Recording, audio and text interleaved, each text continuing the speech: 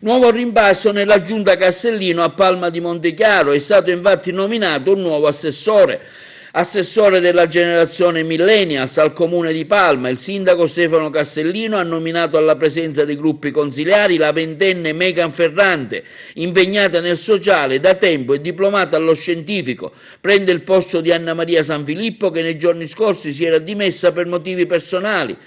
La nomina di Megan Ferrante comunque non sarà l'unica.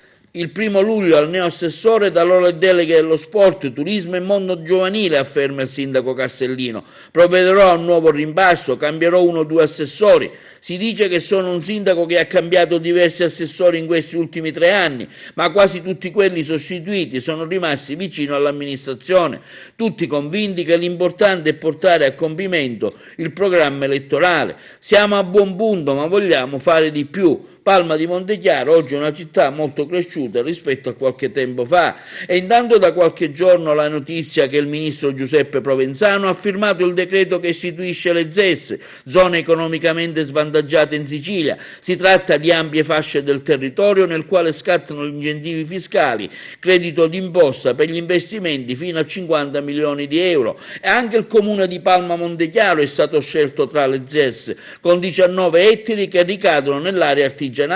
Per il sindaco Castellino e l'assessore alle attività produttive Castronovo, l'amministrazione tutta esprimono in tal senso gioia e soddisfazione per l'ennesimo traguardo che la città ha raggiunto.